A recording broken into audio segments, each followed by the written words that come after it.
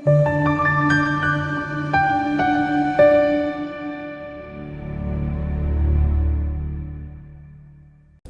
ukukhuluma nawe igama ngopastor i-channel yoflike okubaleni ufanele sicela kwena ukuthi landele le channel bese usensa le number kusonkonela ekuseni ya-5 ntambama uma ungumlandeli. Angikhulumi nawo wonke umuntu, so mangithi le number ayisebenzise kusonkonela ekuseni ngikhuluma nomuntu ongumlandeli we-channel olandela le channel, not everyone. Inamba ingasebenzi ku WhatsApp, ingasebenzi ma-SMSs. Sibheka la uSindi Mzobe uthi sawubona pastor, ngicela ukubuza upha upheka kodwa usafaka onion no curry powder ungena ikhehla lithi lilambile. Kungena ikhehla akalichazele likhehla ukuthi ela kubo ikhehla laziyo noma ikhehla ngalazi. Kodwa ke asenze kanjena. Number 1, uma uphupha nje upheka bese kuba nomuntu osuke ethulambile, asibheke ukuthi umuntu omethulambile ngenzeka awuphekile kodwa uqhamuke umuntu ethulambile, nake singakusho. Number 1, ngokwesintu uma uphupha umuntu kuba uphawu olungelubi uma ethulambile, ngoba luvame ukukhomba ukuthi kungenzeka kukhaleleka into eyisithebe sabantu abangasekho, uyabona. Kodwa ke abaziveza ngomuntu osaphila, kepha kumele kwenziwe umsebenzi wesintu oqondene nalezi idalwa, uyabona. Okusho ukuthi kungenzeka kuqhamuka umuntu osaphila ethi kuwe ngilambile, ongenzeka amazi uma umazike, kodwa lento ibiqondene nokuthi kukhaleleka into eyisithebe sezidalwa, kodwa sivezwa ngokuthi kube nomuntu ozothulambile.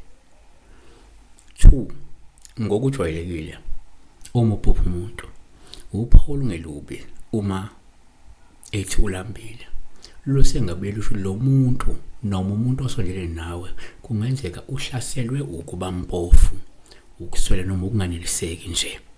Kusho ukuthi kuyenzeka lukhombe lokuthi lo muntu kungenzeka umpofu, kungenzeka uswele noma akakanelisekile.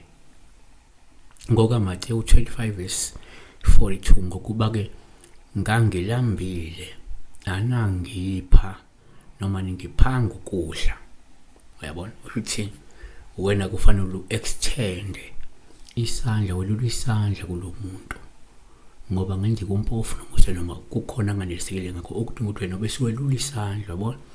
3, kwesinye isikhathi uma uphupha umuntu uphawu usithele ngolungelubi uma ethulambile olungabe lukhomba kungenzeka lo muntu ushoda ngolwazi okukanye ngezwi likaNkulunkulu okufanele wena bese ke umshumayeza, umfundisa inkambo kaNkulunkulu noma ngezwi laNkulunkulu.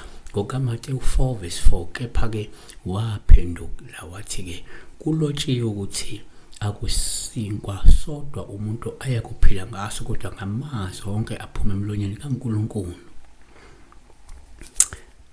4, kuyenzeka futhi ngesikhathi uphupha umuntu kuba uphawu olungelubi uma ethulambile, okusho kungenzeka awondli futhi useluli isandla kwabaswele,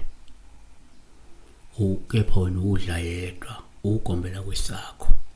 1 kuTimotheyu 5:8 kepha ke uma umuntu engabondli abakubo kakhulu abakwakhe ukulahlile ukukholwa mubi kunongakholwayo. So besibheka ukuphupha umuntu nje ethulambile, ngaba ngosaphila noma ngongasekho. Sicacisile ukuthi ngokwesintu lento isuke ihambisana nokukhaleka kwesithebe noma kwento eyiladi noma kwento nje eyokudla okuzobe kuqondenani nezidalo. Sase senabake. Be blessed.